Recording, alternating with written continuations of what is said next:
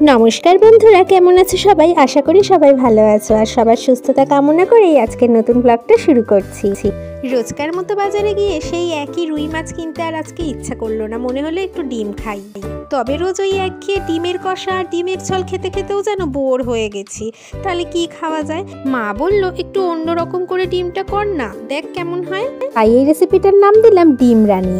খুব সহজে আর বাড়িতে থাকা উপকরণ দিয়েই এটা বানিয়ে নেওয়া যায়। তোমাদের যদি শুধু একটু ইচ্ছে হয় মনের ভেতর তাহলেই কিন্তু বানিয়ে নিতে পারো। ভাত, রুটি কিংবা পরোটার সাথে ডিমের রানী তো একদম জমে ক্ষীর হয়ে যাবে। তাই স্কিপ না করে ভিডিওটা প্রথম থেকে শেষ পর্যন্ত কিন্তু দেখতে থাকো। প্রথমেই নিয়ে নিয়েছি আদা, রসুন, টমেটো, পেঁয়াজ কুচি, একটা পাকা লঙ্কা আর দুটো কাঁচা লঙ্কা। আর এদিকে ডিমটা সিদ্ধ করা হয়ে গেছে, খোসাটা ছাড়াবো। আর এদিকে আলুটাও আমি এইভাবে কেটে সিদ্ধ করে রেখেছি।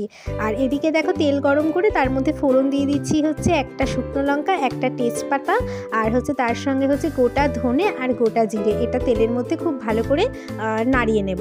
একটু ভাজা ভাজা হলে মানে একটু কিছুক্ষণ রেখে তারপরে এই গোটা রসুন, তার মধ্যে ওই কুচি করে রাখা হচ্ছে আদা আর হচ্ছে কাঁচা লঙ্কা আর পাকা লঙ্কা, আর তার মধ্যে দিয়ে দিচ্ছি হচ্ছে পেঁয়াজটা, দিয়ে তার উপরে দিয়ে দেবো হচ্ছে একটুখানি টমেটো।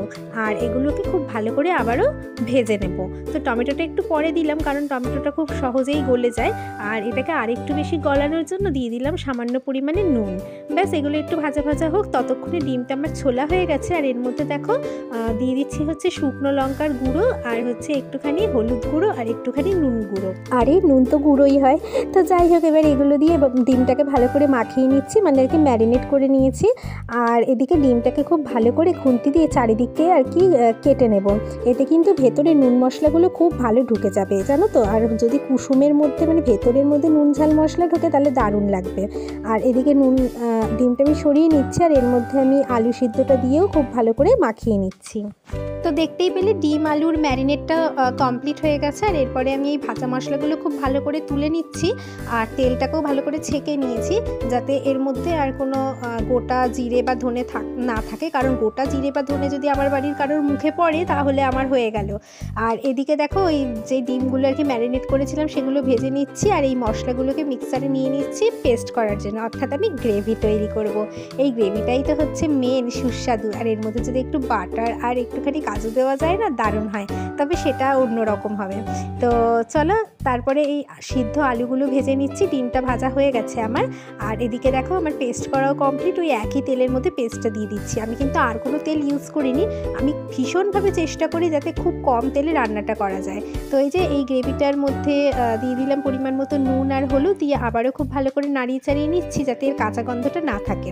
আর এক্ষেত্রে কিন্তু কাঁচা গন্ধটা থাকবেই না, যেহেতু আমি আগেই এটাকে খুব ভালো করে নাড়িয়ে নিয়েছি, মানে ভেজে নিয়েছি তেলে।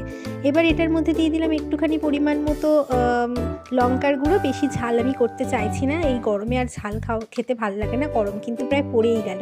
আর এর মধ্যে দিয়ে দিচ্ছি খুব হালকা পরিমাণে গরম মশলা, না দিলেও হয় তবুও একটু দিলাম। আর এর মধ্যে দিয়ে দিচ্ছি হচ্ছে এই মিক্সারের বাটিটা ধুয়ে একটুখানি জলটা দিতে হবে পরিমাণ মতো, কারণ এটা হবে মাখা মাখা। তো আবারও নাড়িয়ে যেই জলটা শুকিয়ে আসছে তখন আবার দিয়ে দিলাম জল। গ্রেভিটা এইরকম ঘনত্বে চলে এলে তার মধ্যে ভেজে রাখা ডিম আর আলুটা দিয়ে দেবো, দিয়ে আবারও খুব ভালো করে নাড়িয়ে চাড়িয়ে নেবো যাতে আলু আর ডিমের ভেতরে এই মশলাগুলো ভালো করে ঢুকে যায়। আর একটু ভালো করে নাড়িয়ে চাড়িয়ে নেবার পর আমি এই কুচিয়ে রেখেছিলাম কিছু ধনেপাতা, ভালো করে পরিষ্কার করে ধুয়ে, আর সেটাই আমি এর মধ্যে দিয়ে দিলাম, দিয়ে আবারও ভালো করে নাড়িয়ে চাড়িয়ে নেব। ব্যাস তৈরি হয়ে যাবে কিন্তু এক্ষুনি ডিমের রানী। তোমরা কিন্তু রেডি থেকো ভাত বা পরোটা কিংবা রুটির সঙ্গে খাওয়ার জন্য। একটু ঢাকা দিয়ে রাখলাম, ব্যাস এই যে তৈরি হয়ে গেল। দেখো ডিমের গায়ে একদম মাখা মাখা মশলা। আজকের রান্নাটা কেমন হলো জানাতে কিন্তু একদম ভুলো না।